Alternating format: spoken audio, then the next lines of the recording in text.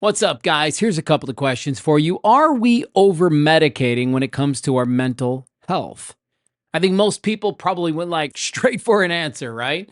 Today on the show, Dr. Dave is going to address that question, and his answer is one I've never heard before, but makes so much sense. And then our guest, Julie Potiker, completely validated him with her own story. So please stick around for that bit. Also today, we're going to be talking about cannabis and its ability to cause psychosis, especially for young people. This is a really good episode of Learn from People Who Lived It, and I'm happy you're here. Find Learn from People Who Lived It wherever you get podcasts. Search it using all one word. Learn from People Who Lived It. Welcome to another episode of Learn from People Who Lived It. Hey, I'm Julie. I'm in San Diego, California, and I'm happy to be here. Good to have you here, Julie. What story are you here to share today? I just want people that are struggling right this minute to know that they have some choices on how to shift their mood. Who do you hope hears this? Well, right now specifically, moms, but it could be dads. But right now I'm really relating to moms. Julie came to us a couple of months ago, and we got her on the schedule, and she's a mindfulness expert, author. She's an attorney based in San Diego, California, as you heard her say. And recovering attorney. I'm a recovering radio personality. Dave's a recovering psychiatrist. So we're all in recovery. Right. Yeah. But, there's a lot of things that we're going to talk about today. But one of the things that got Julie's attention, Dr. Dave, and this is kind of a nod to you, is a comment that was made on a previous podcast. And I just want to play this really quick for everybody. Hang tight. And you mentioned something to me, Dave, that I found really, really interesting that I'd never heard before, which is, a lot of people should never touch this medicine before they turn 25 because of the way that the brain develops. Could you kind of let people in on our conversation there? Yeah, cannabis in particular, it can affect the wiring of your brain. So the general school of thought is if you're going to use it at all, you should wait until you're in your 20s and not dabble as a teenager. I've seen plenty of cases over the years where teenagers got involved with using cannabis on a regular basis and then kind of unlocked either bipolar or schizophrenia, where they had maybe a family history or maybe the genetics were latent there, but it was the use of the cannabis that kind of unlocked it for them. And so an interesting clip. I found that very fascinating. Julie, why did that clip touch you, or why did that resonate with you? I'm so steeped in this world ever since my daughter had a cannabis-induced psychosis. And for people that hear that, they don't know what that means. It means that it's possible the person, so I'll just give our situation. My daughter thought every time a siren was going down the road that it was law enforcement coming to arrest her. Mm-hmm. She thought that the cartel, whatever that means, was sending people to murder myself, my husband, her siblings. The flour at the bottom of the pizza dough in the pizza box, she thought that was poison. She was completely terrified. And it was from using high concentrated cannabis. It was from dabbing, which people don't know what that is. It used to be when this first started. Now they have them in vape cartridges. But I used to find these things that looked like lip gloss containers around the house that were these little clear plastic things. And inside was like a dab of wax. I found them empty. And the kids would light this stuff with like an acetylene torch. And then in like a spoon, like you'd think it would be like crack or something, but it was cannabis. Right. It was cannabis. It was marijuana, THC. And then they would put it in a little water pipe and ingest it. And they're getting over 90% THC, and it can break their brains. So I'm in a group of thousands of parents called Johnny's Ambassadors on Facebook. That's a support group for parents that have kids that have had a cannabis-induced psychosis. And then, unfortunately, many of these kids end up with a long-lasting diagnosis like schizoaffective, schizophrenia, bipolar with psychosis nonspecific, whatever. What I'm saying is it's a lifelong problem, which is what Dr. Dave said. So I'm in this group with people that are sharing these stories every day and sharing resources. And Laura Stack started the group because her son, Johnny, that's why it's Johnny's Ambassadors, committed suicide while in a cannabis-induced psychosis. And so she wrote a book, and Turning Pain into Purpose, created a foundation. And she goes around the United States to middle schools and high schools and advocates, and also advocates on Capitol Hill. And then there's the parent group that I'm in. And I've reached out to the Wall Street Journal. They've done 2 articles. The Washington Post has done an article. And now there's more and more science coming to light about this problem, because people are like, nah, it's just weed. But like, hey, in the 70s and in the 80s, the weed that I admit that I smoked is not this. Mm-hmm. It's not this. It was 1 or 2% if it was any really good stuff. And now this stuff is like rocket fuel, and it's breaking kids' brains. Interesting. What do you want to say about that, Dave? An opportunity to, like, you touch somebody. That's kind of cool. Yeah. That is pretty cool.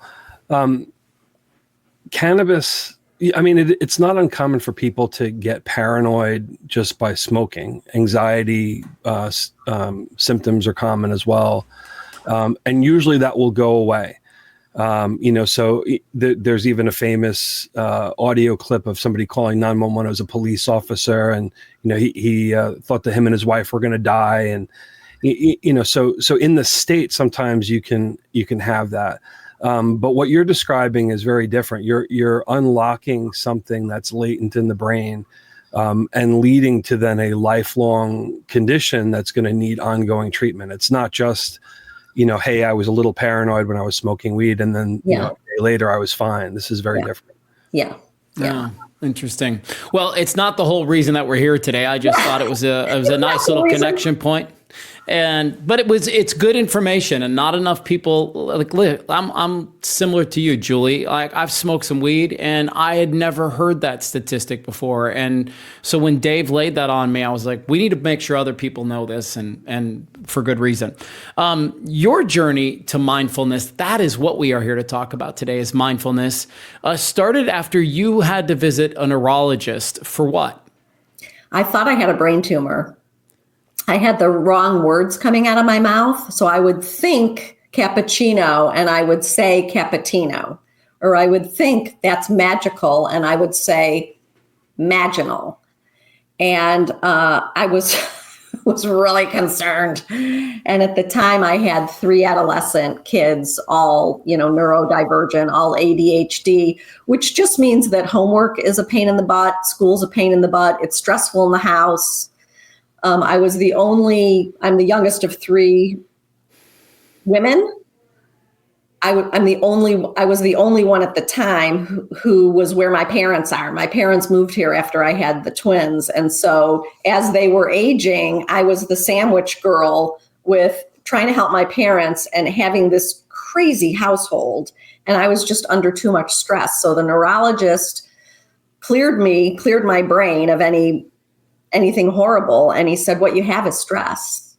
And got too much cortisol and adrenaline. And I recommend mindfulness-based stress reduction. And I'm like, what? He said, it's John Kabat-Zinn. Do you know who that is? I'm like, now it's like John Kabat-Zinn. I feel like he's like my godfather or something, right? Because he brought mindfulness to America. And his course is from 1979. That's the year I graduated high school. And it's taught all over the world, mindfulness-based stress reduction.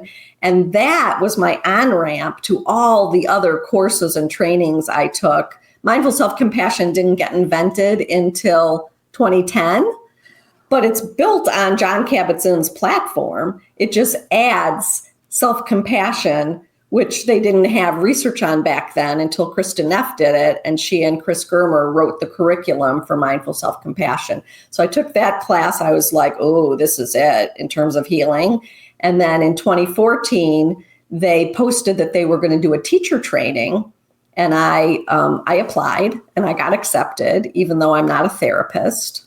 There were only, of the 52 of us in the first training, 49 were therapists. And I started teaching it right away in 2014, right when I got trained. And now, all these years later, I'm actually on the teaching team of UCSD Center for Mindfulness. They're the people that did the training. Yeah, here's a couple of the books that she's written. I'll put those on the screen. Whoa. Life Falls Apart, But You Don't Have to. And then she's got the other one there, Snap.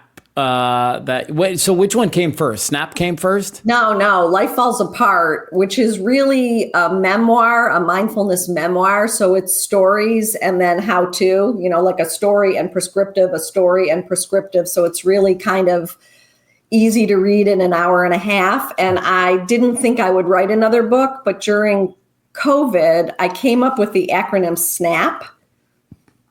And I wanted to just push it out. And so that's why I wrote that book, because in Life Falls Apart, I teach RAIN, which is an acronym to help manage yourself, called Recognize, Allow, Investigate, Not Identify. It's an old acronym from the 80s. And I realized when I was teaching it, I was doing soothing touch while I was teaching it, which I can explain to your audience. Because you want the mammalian caregiver response. You want the oxytocin and endorphins to start right away to calm down your fight, flight, freeze that you have when you're activated, right? So that's what SNAP is. It's soothing touch, name the emotion, act, and praise. And when I teach it, I do those dance arm moves so that people neurolinguistically get it coded so that they can remember it. Then they don't need to do the arms. But soothing touch, So I teach people how to do this, and they decide what is the motion of supportive touch. When I'm teaching men, I say supportive, I don't say soothing. What is the supportive touch that's going to unlock that for them and allow their body to release those feel-good hormones to calm down? And then naming the emotion. You want your prefrontal cortex to come online to help you make a more skillful response. Naming it, that's anger, that's fear, that's grief, that's sadness. It's whatever sucks, whatever's not good. You're naming it, right? And it's giving this a little more time to come online. And then the act is, what do I need to hear right now? Which is your self-compassion question of the century. Oh, Julie, you're actually okay right now. No, that's fear, but you're safe. You're talking to two dudes on StreamYard. No one's chasing you. And then B of the act is, what do I need to do right now to shift my mood, to change my channel? And that is your toolbox. And that is really why I'm here. We have so much control over our mood because we can look at our joy list, which we've written down, and we could say, I could take a bath. Oh, no, I can't. I'm driving. Oh, I could do some breath work. Oh, I could put on Carole King radio. Oh, I could call my best friend. Oh, I could, there's going to be 50 things on your joy list that you can think, oh my God, I'm going to shove a photo in my mind's eye of my new granddaughter right to my face. And whatever it is going to melt, right? So that's the act. And then the P is praise. So you've got soothing touch, name the emotion, act, and praise. And the praise is, good job, Dr. Dave. Good job, Mathew. Good job, Julie. You used your tools. Or, thank you, Jesus. Thank you, God. Thank you, Allah. Thank you, Buddha, whoever your deity is. And that folds you into your gratitude practice. And the gratitude practice, I cannot stress more. The gratitude practice is huge. So I instruct people to write it down. Don't just think it. What did I enjoy today? What am I grateful for today? Because it reorients you to be looking for those things. So you could be having a complete dumpster fire of a day, but if you're going to be having to answer those questions that night, you're going to look for something. And maybe it's the first couple sips of your coffee. Maybe it's listening to some bird song, but you're going to look for those joy moments through the day, even if you're sitting bedside at hospice and your loved one is dying, even if your daughter is in rehab, even if you broke your foot, whatever shit you're going through, there's going to be little tiny moments of joy that you can grab and hold on to and pull into yourself. So, okay, a ton of stuff there. I actually, Dave, I'm gonna rewind us just a little bit, and then we'll revisit SNAP in just a second. Julie mentioned that, she thought it was a brain tumor. The doctor said, yeah, turns out you're just stressed out to the max, and that's what's causing some of this stuff. She is not the first person, Dr. Dave, that we've had on our podcast over the last 3 years that has talked about the impact of stress on their physical body. Listen, I'm the perfect example of this thing, right? This is what my face looked like. I had shingles, right? I end up in the emergency room because I'm having panic attacks, and they can't find anything. It's all stress. And so my hope right in this moment is that somebody finally stops looking for all the reasons why they're having these physical manifestations of symptoms, and they start to own the impact that stress is having on their life, and starts to take a look at that. And so, Dave, I'm coming to you as the professional. Yeah. Why does stress impact our body in these physical ways? Well, there's the biological part of it, the adrenaline, and then chronically the cortisol, and then the immune changes that take place when you're living with chronic stress all the time. I'm blown away that you found a neurologist that prescribed mindfulness. Wow. Right. He's dead now. His name was Dr. Chippendale of blessed memory. His wife is, I know Chippendale, that's why I never forgot it. Mm-hmm. His wife her first name's Julie, like mine. And they both taught MBSR. And I didn't take it from them because it wasn't geographically advantageous to me at the time. But I heard recently that she's still teaching. So, and he passed away from cancer. But what a brilliant man, and what a gift he gave me, because I wouldn't have known it. Right. And as a recovering psychiatrist, I'm looking at all of the different things that can be done that are not medications to help people live productive and engaged lives and limit stress in their life. The thing about mindfulness is when you're experiencing a lot of stress, if you don't take the time to stop and take a look at where some of that stress is coming from, or where some of those physical manifestations are coming from, you just continue to live with it. And this is how most people operate. They live on autopilot. They feel intense anxiety, and they just treat it as legitimate and then react accordingly. They start avoiding things. They start restricting what they do and what they allow themselves to engage in. And they live a much smaller life because they're just reacting to what they're feeling inside. And when you stop and take a look at what is this that I'm experiencing, and where is this coming from, and is it even legitimate, right? So coming on a podcast, like, nobody's going to physically harm you. Nobody's going to deliberately try to embarrass you, right? Everybody stumbles on words from time to time, and that's fine. The viewers understand that, and nobody's going to hold harsh judgment, right? So where is that anxiety coming from? If it's crippling, then you have to kind of step back and look and see, is this something that goes back to childhood? Is this a situation that I experienced that was traumatic? And my reaction now is kind of echoes of something from the very distant past and has nothing to do with what I'm doing at the moment.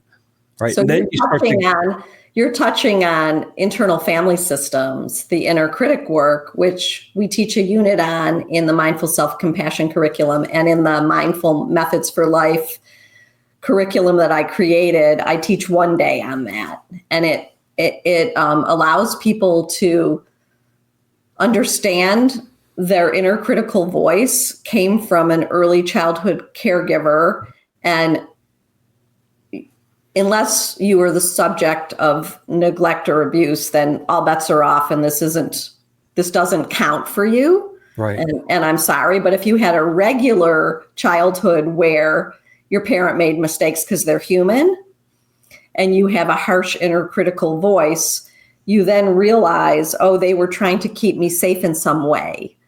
it's not skillful. I internalize that voice. I'm beating up on myself. It's not skillful. And you kind of write a letter to them from your compassionate voice, which you learn how to find by imagining it's a friend that has this same issue and what you would say to a friend that you liked. And then you write basically, you're fired. In my first book, the chapter's called Thank Your Inner Bitch.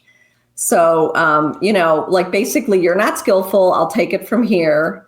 And from time to time, the voice, of course, comes up. Get your lazy fat ass up off the couch and exercise. But that's not motivating. Julie, sweetheart, I love you. And I want you to exercise because you'll feel better. That's motivating. Hear the two voices? They're not very similar. Yeah.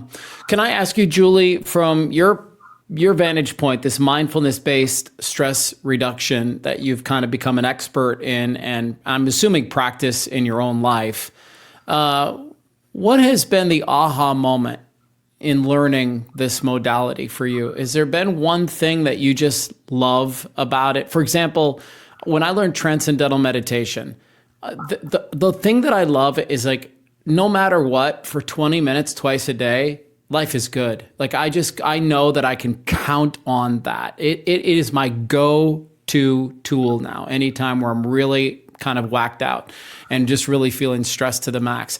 Has there been something regarding the MBSR that you've just loved? Just to clarify, I'm an expert in mindful self-compassion. And I think for me, it's just treating myself as a dear friend. That was my aha. It's just treating myself with love and care and compassion so that when things are hard, I automatically say, oh, Julie, sweetheart, I'm so sorry. This is so hard. It's changed my entire life. I also teach meditation every single week. So I'm guiding people on some kind of loving kindness meditation every single week.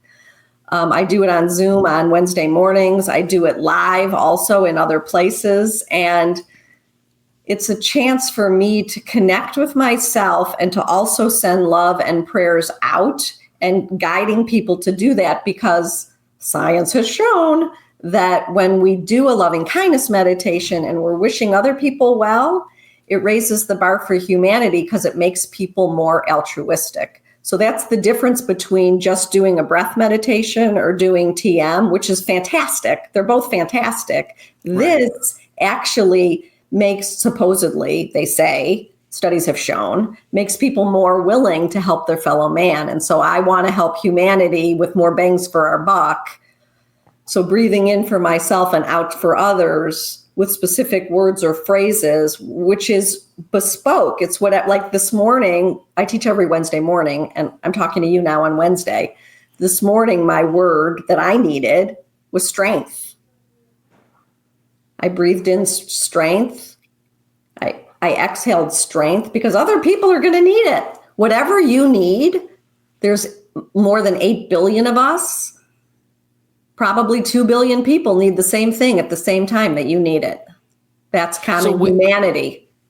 When you say I breathe in, and I know the answer to this, but I want you to help articulate it for somebody who maybe breath work is a little bit new to them. So what do you mean I breathe in strength, I breathe out strength? So I have people, we just see and feel our body breathing in and breathing out for a few moments to let the mind settle. And then I say, drop down into your core and listen to what you would need today. What today would make you feel good, and encapsulate it in a word. And then I give options. It could be peace. It could be ease. It could be strength. It could be calm. It could be courage. It could be peace. It could be love. And then take that word and breathe it in on your inhale. So now you have 2 things to collect your attention. It's a concentration practice. You've got the breath and a word. So you're drowning out basically all the other thoughts by strength is what I'm breathing in. And then I instruct people to have it land in their tissues, in their muscles. We've already done a relaxation progressive thing, like a little mini body scan at the beginning. And so now they're breathing in what they need for themselves, and they're imagining it landing and filling up their body. And then they're exhaling it to others. And after a while, I invite them to exhale it to specific individuals that they want to pray for or send a gift or a wish to, or just a swath of planet Earth. And then they're breathing in for themselves and out for others. And then I have them release all the words or phrases and just sit in open awareness meditation, which is more like TM, except you're using a mantra. So I have them remove the word, which is a mantra, right? And just have it their body breathing, and ask if any thoughts or feelings or emotions come up, to allow them to drift like clouds on the big sky of their mind. And then I read a poem, and then I ring the chimes, and voila, 20 minutes has gone by. Everybody's feeling good. Yeah, no, I'm at the bottom of the screen right now. I have Julie's website, and I encourage everybody to go and visit it because you'll find a lot of really incredible resources that are there for everyone. This is what the website looks like, but you're up at the top, and there's blogs, and there's books, and there's a podcast, and there's all the programs that she offers, and you can learn a little bit more about her and her life on her website. So it's just a great resource. And I think for anybody that's kind of connected with Julie today, I'd say go have a look and see if there's something waiting for you over there that would be helpful. Dave, I want to ask you a question. You know, she's talking about these great practices. I know the value of them. I know you know the value of them too, but help us understand what's happening to the brain that's so critical. Well, one thing that jumped out at me is when you're having somebody walk through the exercise of breathing in strength and then exhaling strength, it has the effect of setting an intention, right? So now that word is on their mind, and they've had an experience that kind of helps to lock it in. When the session is done, that's still on their mind. And when you start off setting an intention like that, you see it everywhere around you. You know, it's kind of like when you buy a Volkswagen and you never knew that so many people, even your next door neighbor, also has a Volkswagen, right? You have it on the front of your mind, and then you start to see it everywhere, and you start to look for opportunities to implement it everywhere. And so I think that's one of the benefits of that. And then if you're connecting with other people, there's a calming effect that's involved with that. You feel good about being able to engage and help somebody else out, right? So that not only helps to settle down anxiety, but also depression, and gives you a sense of purpose, and then that connection with other people. So that's very important for just mental balance. Okay, but isn't the opposite also true? Like if you're waking up every day and you're like, my life sucks, and I hate my boyfriend, and my kids are crazy, and my boss is an asshole, like won't the brain just kind of keep looking for that too? I believe you get what you're looking for. If you think the world is full of assholes, you will see assholes every place you go. Right. Okay, so if you're looking for kindness, you'll see kindness everywhere you go. No, so I love this. I love what you both just said, because it's how you like orient your lens of your mind and your heart onto the planet. And we're mirroring each other's neurons. We're primates. We're animals. We can't help it. And so if you walk through the world like everybody's an asshole, you're going to find assholes. You're going to be an asshole. Right. It's just going to suck. Yeah. And if you walk through the world like a blessing, you're going to find blessings. Yeah. Because of the mirror neurons, you will draw out of other people the thing that you're projecting. Yeah, I love that. I love I love the science. I'm such a geek when it comes to the science. Absolutely. It's good for people to know that, right? Like you almost have to be smarter than yourself. You have, in the beginning, right? You have to go, wait a second, hold on. Like if that part's true, then this part's true, and it's just up to me to start to make it. But back to Julie and what you do and these meditations that you do for people, until you slow down long enough to see it, you will probably just keep missing it. So on my podcast, it's only meditations. So people that want to try it, every Wednesday when I teach, since COVID days, those end up on the podcast. So that's all the podcast is. So it's anywhere you get your podcasts. So those are just meditations. So if people want to try it, just follow the voice. Follow the voice and you'll get a poem. Some of the poems are written by me because I became a poet during COVID, which is a whole nother story, which is wild and fun. And some of the poems are by famous poets. So I really recommend people try it. Try to meditate, because the benefits of meditation, as Dr. Dave mentioned a couple of them, but there's like 12, and it's not a pill. So for you to do something that can give your entire body wellness benefits, and it's not a pill, I mean, that's a miracle. It's the short-term benefit, and then it's also the long-term benefit from doing it on a regular basis, right? You're feeling calm in the moment, and having day after day where you're feeling calm because of a practice leads to improved immunity, improved immunity responses to things. If you could look into my brain and see my telomeres, you would see that they're not fraying for my 64-year-old age. Yep. Yeah. I wanted to ask you a question, Julie. In your bio, I love this. I put a smile on my face. It said, people who knew me well couldn't believe that I would enjoy silence. And I love that because I think it's so true. It's so... Listen, since I became a meditation practitioner and I talk to people about it, probably the number one thing that I hear is like, I couldn't just sit there and be quiet for 5 minutes, or I couldn't just sit there and be quiet for 10 minutes. What do you say to those people, Julie? Oh, I get it. No, I totally get it. I was you. So just come along with me. I'm reaching out my hand. And my teachers are reaching out their hands, and their teachers are reaching out their hands. And there's a chain of humans reaching out for other humans to walk along the path of better wellness. Mm-hmm. How would you recommend people start? Okay, so I think they should go to Balanced Mind with Julie Potiker because it's free. Okay. If you want to pay money, go to Headspace or one of those other ones. But mine's free. I try to do everything free. Like, I have everybody else's newsletters in my resource area. I have other people's books in my resource area. I just want people to heal, and I'm not out to make money from them. I teach for free.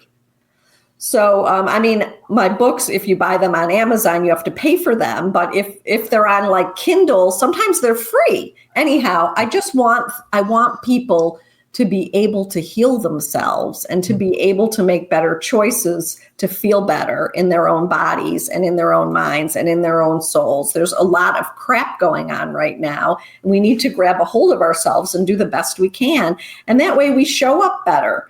I have this practice. My husband thinks it's so weird. When we're traveling and we're waiting online for security, that's not a relaxing thing to do. And I do loving kindness phrases in my mind, not out my mouth, because I don't want people to think I'm like insane. But I'll be like looking at other people's heads, and I'll be in my mind saying, may you be safe. May you be happy. May you be healthy. May you live with ease. And then I'll look at another person's head, and then I'll look at, so that by the time I get up there with my driver's license and my boarding pass, I'm pretty chill. Dave, can I ask you a question that just kind of popped into my mind? And pardon me if it's a little bit messy. Yeah. As a psychiatrist, I think most people understand the difference between psychologists and psychiatrists is you can prescribe, you prescribe medicine. I know this because it's my story, so maybe I should just speak personally. I remember in the early days when somebody said to me for the first time, you have a mood disorder, and I think you should start taking this medication, and you should try this. Ultimately, we pop that pill because we just want to feel better. And we just want some of the noise and some of the shit to just settle down a little bit. And so my question to you is, do you think most people need a pill, or do more people just need to learn a practice like this? And then I'm sure there's a right time and a place for that pill to be in everybody. But I'm wondering if your vantage point as a recovering psychiatrist is, are we over medicating people? And could most people feel better in their bodies and their skin by learning a practice like this? So have at it. I wouldn't say necessarily over medicating, but if you think that taking a pill is going to be enough, you're mistaken. Right. Okay. And when you look at the statistics about medication response rates, you're not going to get over 60% response. So what is that other 40%? That other 40% is your mental attitude toward things, repeating patterns of trauma from childhood that kind of keep you in, patterns of negative thought. And so there's a lot of other things that go into it other than just the medication. What the medication can do is it can tip the thresholds, right? So when you're starting to get depressed, if there's a threshold where you're going to either engage or not engage in a particular thing, the medication might tip it so that you're more likely to be engaged. And if you're engaged, then you can do positive things and then start slowly digging yourself out of the hole. You're not going to ever feel happy just from taking a pill, because all of the behaviors that support feeling connected to things and feeling like you're accomplishing things and feeling love and feeling compassion for other people, that's not going to come from medication, no matter how you slice it. Can I jump in? Please do. So when I was clinically depressed and I was on Celexa, which is an SSRI, serotonin reuptake inhibitor, what it did for me was it took the deep end out of the pool, exactly what Dr. Dave is saying, so that I could apply myself to the mindful self-compassion curriculum, tools.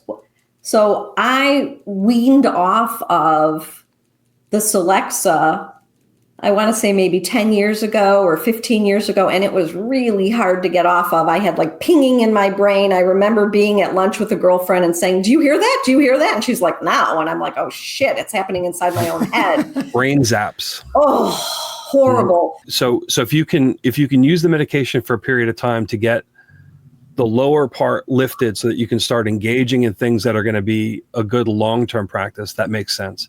Right. And there are some people that do need to be on medication lifelong. A good chunk of that, from my experience, and again, I don't say this to cast judgment on anybody, people that have traumatic experiences that they just can't bring themselves to confront. That's kind of the splinter that stays in the skin and causes the irritation. There's something in there, either an old childhood trauma or something that makes it impossible to deal with the underlying causes of it. The medication is fine. I mean, if that helps you to be functional, that's great. But if you can use it as a support to then build on, that's always going to be even better. Love it. I mean, what a great chat we've had today. I'm going to put these two books back up on the screen. Life Falls Apart, but you don't have to. Love that title. Love the SNAP acronym that you brought to us today, from chaos to calm. As we wind down this time with you, Julie, what's something that you wish you would have known 10 years ago?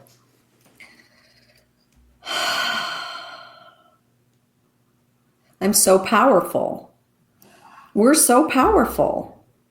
We're going to be okay. Yeah, no, I couldn't agree with you more. The I'm going to be okay piece is what gives you space to take a deep breath and then start looking for solutions and getting into a problem-solving mindset.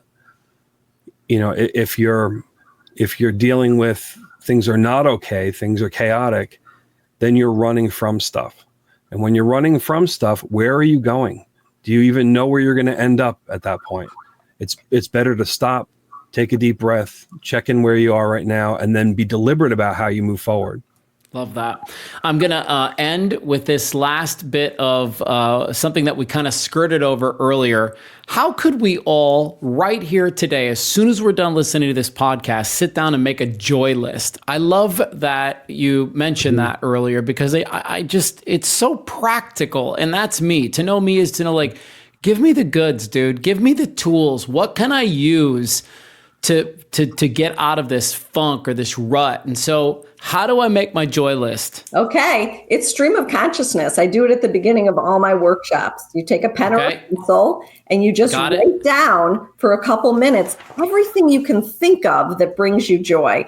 And remember things like planning a trip, because even planning a trip makes people happy because they're visualizing it, right?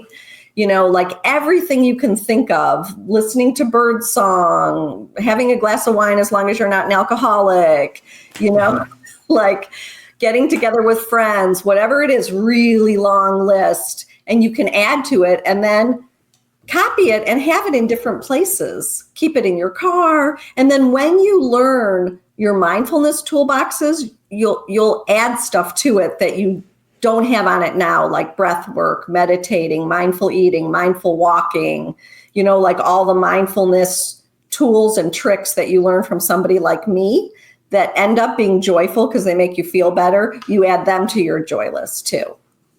Brilliant.